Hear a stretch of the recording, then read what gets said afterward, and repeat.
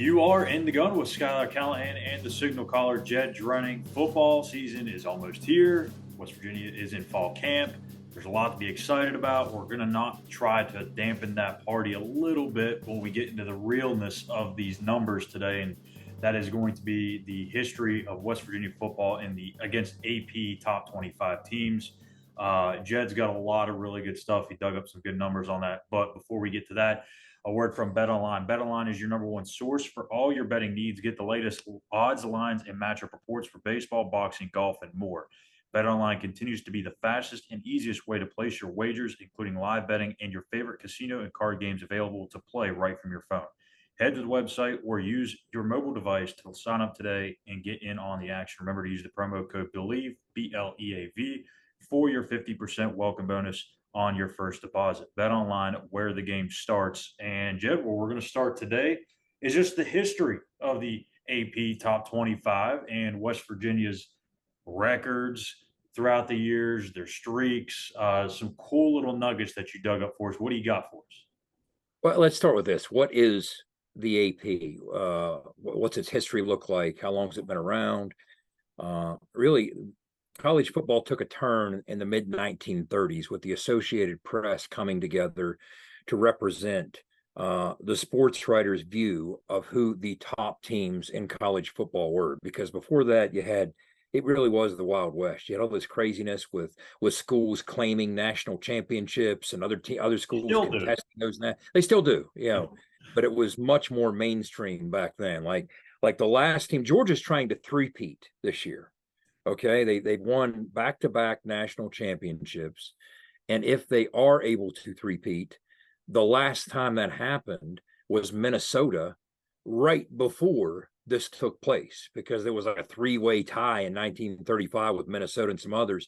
So it will be the first time in the Associated Press era, the AP poll era since 1936, that anybody has three-peated. Let's hope that doesn't happen. But at any rate, that's what you're looking at. So it all started in 1936 when they started to formulate these things. So you might be asking yourself, if it started in 1936, when did West Virginia first face a ranked team in that poll? And the answer is 1941. The Mountaineers lost at the Polo Grounds by a score of 27-0 to a Fordham Rams team that actually went on to win the Sugar Bowl. You can kind of, if you see a pattern emerging here about how the game has changed in the course of the last century, please stop me. But now Fordham, don't knock Fordham. It's, Vince Lombardi's alma mater here. So, and my former boss, his daughter attends Fordham right now. So good school, but good football school back in that era, in the early days of the AP. So that was West Virginia's first game against an AP ranked opponent. So when did West Virginia's first victory against an AP ranked opponent take place? And it makes me a lot more happy to talk about this. In 1952, go ahead. You said 1952? Yeah, 1952. So Fred White, Pappy Lewis. Golly, I have no idea. Like Princeton, maybe? Oh, it's going to make you a lot happier than beating Princeton. Oh, is it a big time school now still? It depends if you ask them or not. Central Florida then? No, I'm just kidding. I don't know. In 1952, they went on the road and beat the 18th ranked Pitt Panthers 16-0. And the players famously, in a photo that you could Google and you'd find it in 10 seconds, yanked Pappy Lewis into the shower and threw soap all over him, fully clothed, by the way, Pappy Lewis. I don't even want to think about that. But, so, yeah, fun moment there when you're looking, through West Virginia football history. So that's kind of the history of it. How the Associated Press poll started, when West Virginia first started playing some of these teams. Now, we had a host of these teams that we played early on. It just took until 1952 for us to beat one of them. Now, if you want to go on and look how West Virginia has fared all time versus the top 25, I would direct you to this. I'll give you the record, or at least the record as I've counted. I need Dramamine, and I've gone half blind each time I get into this list. But if you want the full comprehensive record, you can go to WVUsports.com. Mike Montoro does a meticulous job of tracking all this. And at WVUsports.com, under the football column, when you go to the football section of the website, you see a record book supplement over in the drop down to the far right. And one of the things that it explores is West Virginia's all-time individual games against the Associated Press top 25 teams. It talks about West Virginia, how they fared when they were ranked in the top 25. So there's some interesting areas of that record book supplement that you can kind of comb through when you're bored one day. But I've gone through and looked at it, and the numbers always come up relatively the same, sometimes not exactly the same. So here's where I land in my wildly unofficial. Only Mike Montoro has official numbers with any of these things. I have West Virginia all time against AP top 25 teams with 50 wins, 127 losses, and 2 ties, which would put them at a winning percentage of 28.5% all time. Now, that's again counting the early era before we got up and running, got some things cooking. So that gives you some perspective in terms of what you're up against all time when you're facing these ranked teams. But it's always a challenge. It's always a challenge. And what we did, Schuyler, was we went through and looked at it a couple different ways. You can track this by looking at head coaches, how they did, by looking at quarterbacks, how they did, by looking at 10 win seasons, and what was the path like to these 10-win seasons for these teams against ranked opponents. So the next thing I want to take a look at is streaks. So how has West Virginia done all time in terms of their longest winning streak against top 25 competition and their longest losing streak? So I'd hit their losing streak first, get out of the way. They've lost 11 consecutive games against top 25 teams in a row. Now, that might be over the span of multiple seasons. In fact, it was. And it's happened twice. It happened from 1977 to 1981. They lost 11 straight against top 25. And it happened from 1989 to 1992. They lost 11 straight. So their longest winning streak all time against top 25 teams, it too has happened twice. Twice, the Mountaineers have won 4 consecutive games against top 25 teams, and that's their record, winning streak of 4.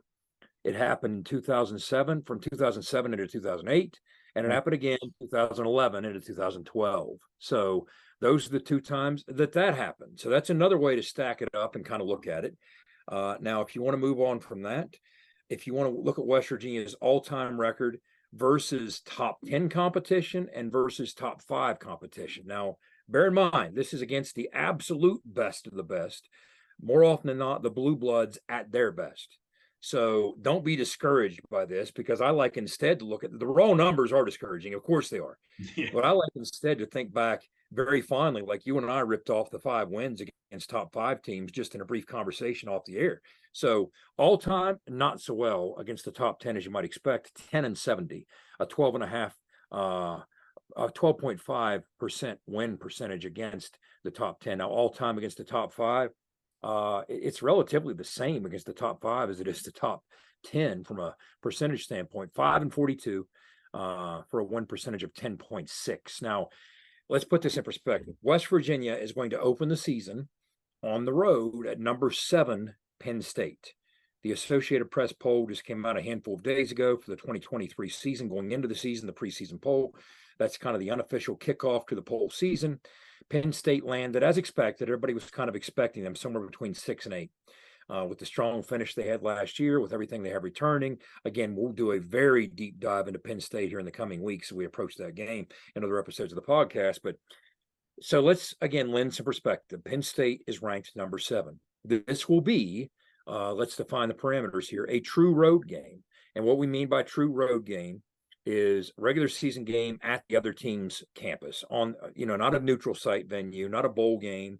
So we're not talking about playing Georgia an hour and a half from Athens in the Sugar Bowl in Atlanta. That's not technically a home game for Georgia. It's technically a neutral site game. We're not talking about playing Oklahoma, who is ranked number 3 in the country, in the Fiesta Bowl in Arizona. That's not a true road game. That's a neutral site game. So in true road games alone, Schuyler, I gave you the cheat sheet. What is the highest ranked team? West Virginia has been playing football since 1891. The AP has been polling teams since 1936 or ranking them. What is the highest ranked team that West Virginia and its long and rich history has beaten in a true road game? Not bowl, not neutral site, true road game. I have terrible memory, and I know you just told me this too. I know Okay. Baylor's on there, Virginia Tech, No, Boston. that's not a road game. Oh That's no, not oh, a road game. okay. This is Road game, only road game. road games, true road games, not Uh, all games, because we're at Penn State for the opener.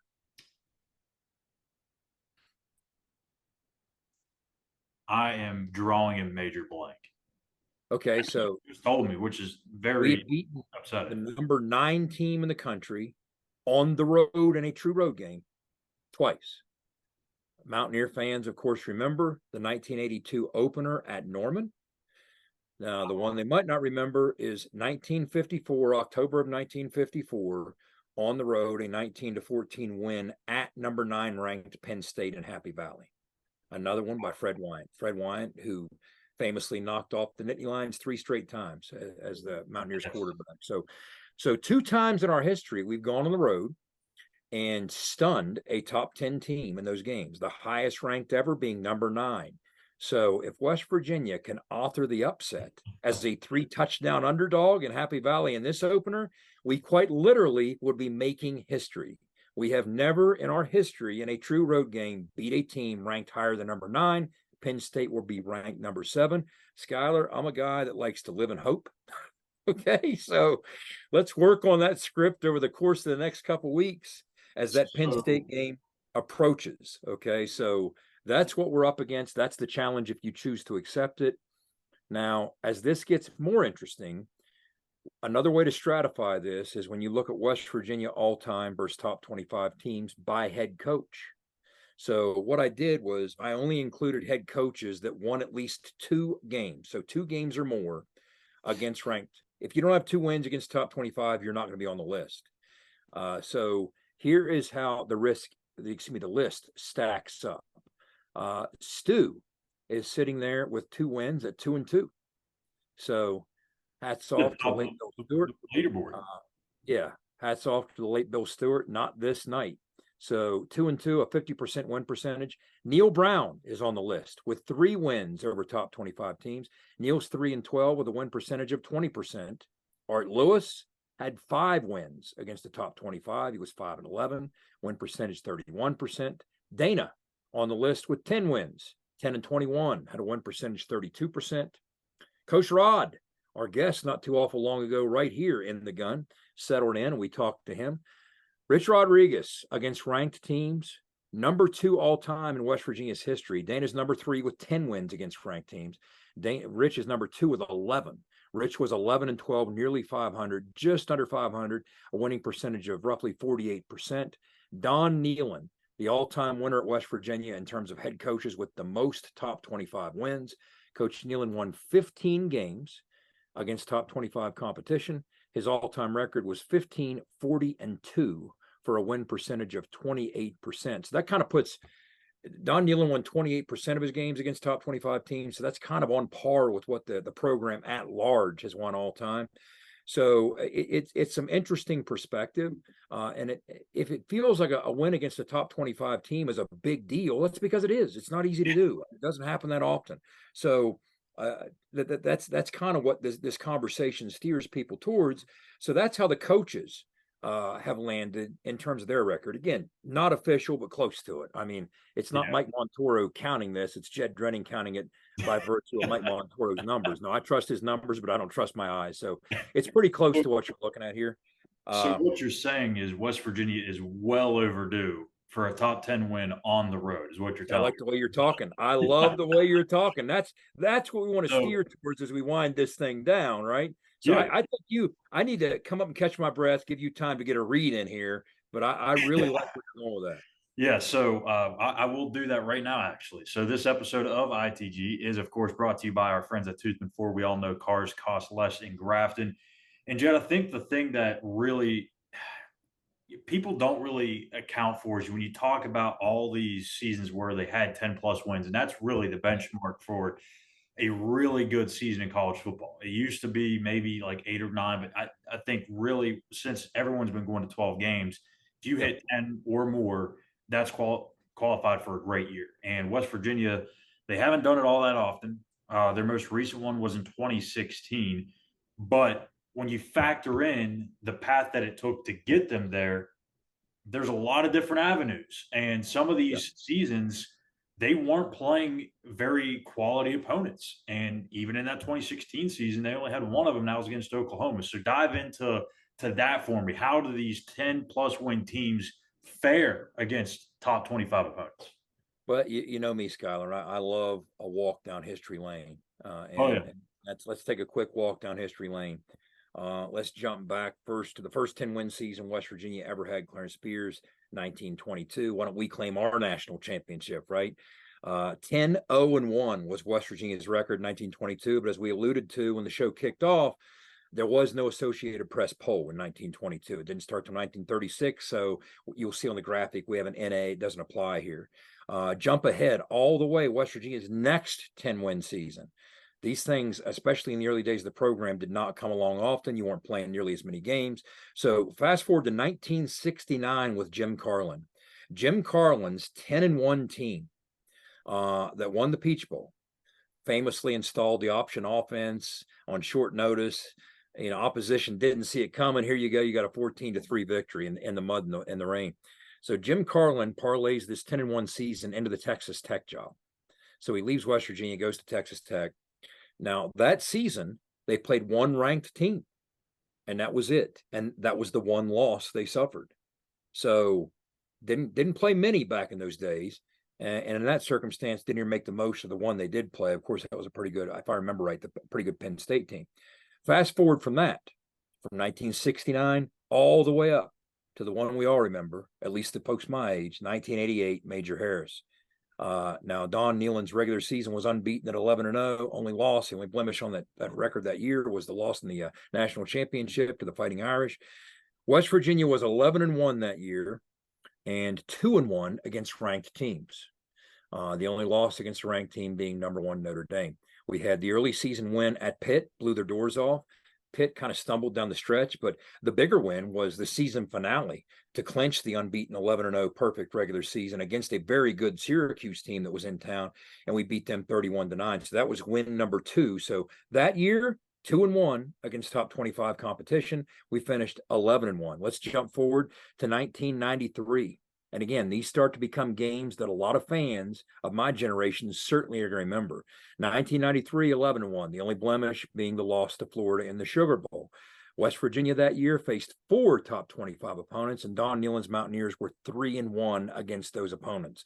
Of course, the two that people remember right off the top, famously, number 4, Miami and Morgantown. A week later, Ed Hill and the catch in the end zone from stud to come from behind in the final seconds and beat Boston College. So those are the two that people remember, but we had 3. So we were 3-1 that year, the only loss against a ranked team being to Florida in the bowl game.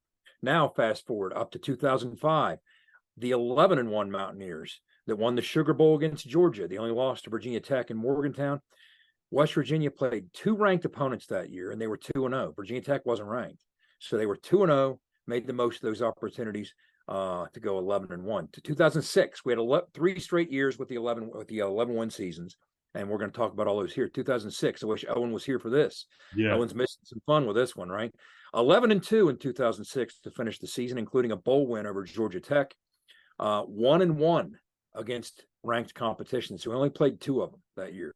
Now, 2007, West Virginia, of course, 11-1, including the Fiesta Bowl win under Stu that year. 11-1 under Rich, 10-1 under Rich, 11-2 over. I'm gonna get my 10-2. Let me get my math right. 10-2 under Rich, 11-2 overall with the win in the Fiesta Bowl that was credited to Stu. So overall, against ranked teams that year, West Virginia, and this is the standard here. This is the standard by which we strive. 4-1 against ranked teams, including the Fiesta Bowl win against number 3 ranked Oklahoma. So that was a banner year for West Virginia against ranked competition. Not only did we go 11-2, but we made some hay along the way against some pretty stiff Big East competition that was well respected around the country by the voters. Jump ahead to 2011. Dana's first year, of course, blew the doors off Clemson in the Orange Bowl, 70-33. West Virginia finished 10-3. We were 2-1 against ranked teams. Of course, one of those wins being against Clemson. So 2-1, 10-3, and finally wrapping things up with the season that you just talked about. The only other 10-win season to mention, 2016, 10-2 in the regular season, bowl loss to Miami, 10-3 overall.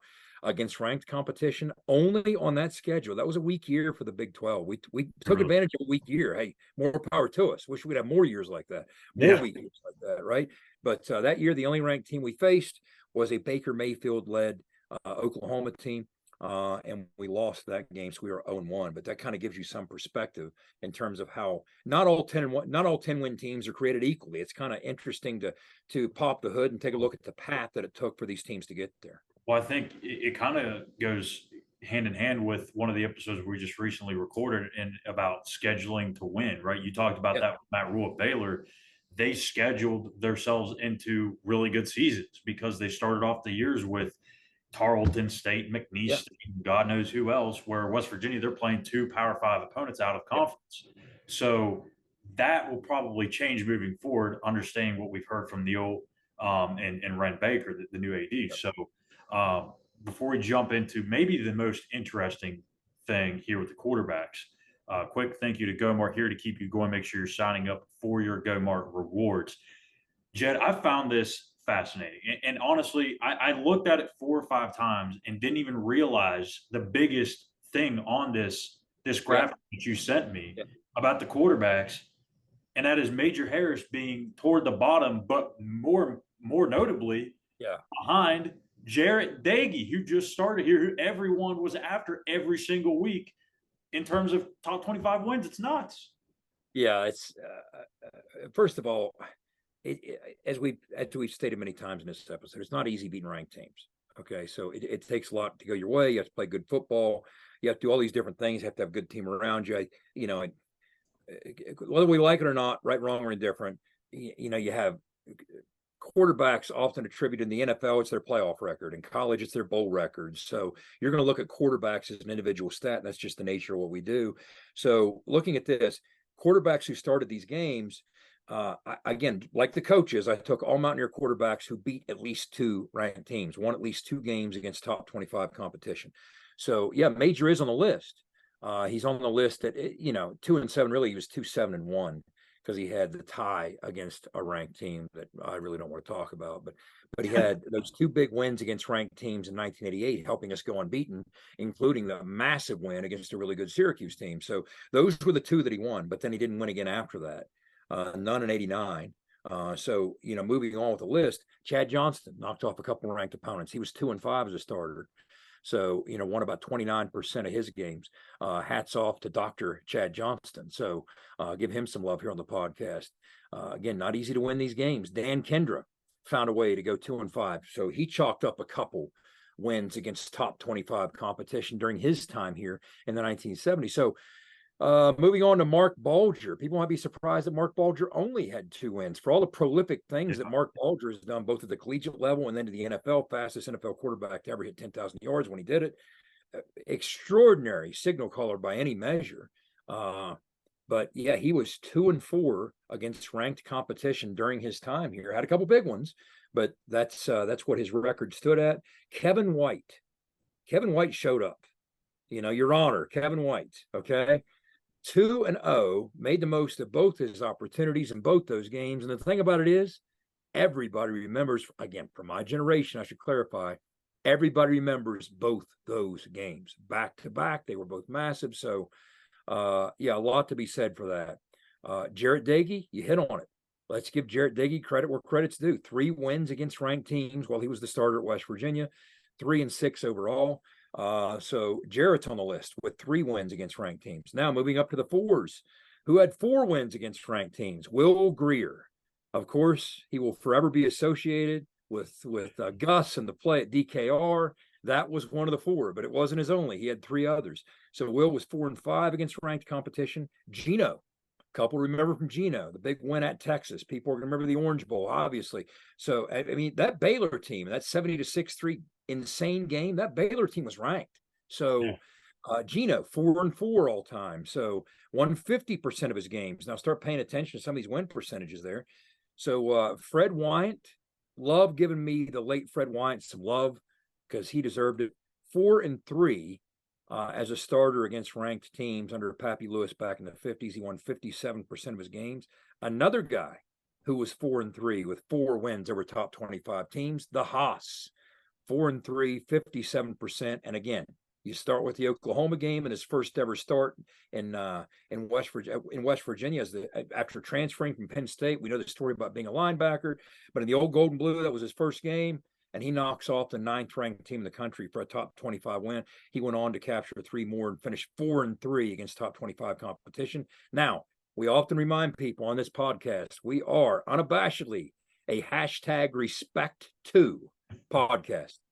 I shared this stat when I first dug it up, whenever this was. I did this research months ago, but it was in the spring that I think I first looked at these things. And I shared this stat with him at spring ball. And he just got a smile on his face, just a coy little smile. He's a very humble guy. Rasheed Marshall, let's break down the numbers. 5-7 all time, 42% against top 25 competition. Rasheed Marshall's 5 wins are the second most ever by a West Virginia quarterback against top 25 competition. Rasheed Marshall graduated, preceding Pat White, with more top 25 wins. Again, did I mention that was Rasheed Marshall? It wasn't Pat White. It was Rasheed Marshall with more top 25 wins than any starting quarterback in the history of West Virginia when he graduated, with 5, and only the great Pat White. What else can you say about Pat White? The only quarterback ever born to start and win 4 college bowl games, and then, of course, a 5th if you add the Senior Bowl, where he's the MVP. But against top 25 competition at West Virginia, he was 6-2 as a starter. Now, actually, one was a key part of another win, but didn't count because he didn't start. I told Owen, I said, he was 6-2, but you were actually 7-2. So, so Pat didn't start that Louisville game, but so 6-2 all time. 75% of the time he faced a top 25 team, he won. His team won. So 6 wins all time. Pat White leads the list. But surprising things on this list: Jarret Doege with more all-time wins against ranked teams than Major Harris or Mark Bulger. So it's a fun way to kind of, take a stroll through history, as we talked about, and that's where the numbers bring you. Yeah, I mean, that's a lot of really cool information. I mean, again, just looking at that quarterback list, I mean, I would have never thought Rasheed Marshall would be number 2. I really would. I mean, great player. Respect too. Come on. Had a lot of success.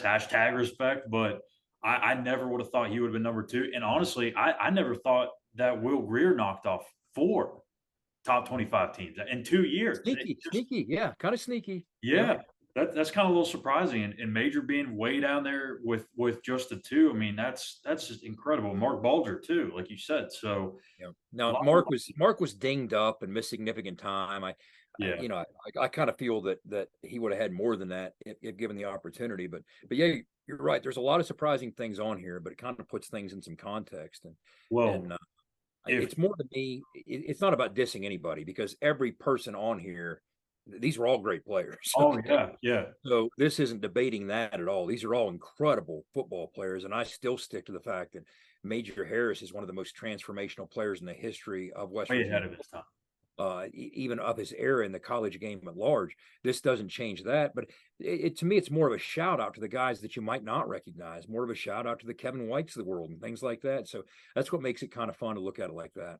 And it also just shows you how tough it is to be a top 25 team. We're a top 10, we're a top 5 team. I mean, it's hard to do. They're not easy. The greats in West Virginia history: Major Harris, Pat White, Mark Bulger, Jeff Hostetler, and none of these guys were able to beat a top 5 team on the road? Yeah. Well, top 10 team. Only two quarterbacks have ever beaten a top 10 team on the road, if you want to look at it like that. Jeff Hostetler, 1982, Fred White, 1954. Nobody else has ever done that. No. So somebody's going to be handed that opportunity here soon enough. Yes. As a 3-touchdown underdog, as we head to Penn State. Again, spoken from a guy who likes to live his life in hope. I think as West Virginians, we all do that. So, yes. But I mean, that is a good point, though. If Nico Marchiol does win this job, and I don't want to get into a whole deep thing here with that, but if Nico Marchiol wins the job, he's a redshirt freshman. He's going to be around for a while. So he's going to have many opportunities to kind of climb up that leaderboard of wins against AP top 25 teams. So he'll have. No matter how you stack it, whoever starts against Penn State, if they make the most of their opportunities, they can be back next year. Yeah. You know? Absolutely. So, One final thank you to Fortis for roof performance and financial security guaranteed. Make sure to visit fortis.us.com. Owen Schmidt and Wesley Euler, they weren't here with us, but that's okay. We still have fun here on In the Gun. The one thing we ask of you is to be an ear and tell an ear about your favorite WVU football podcast. For Jed Drenning, I'm Schuyler Callihan, and you've been In the Gun.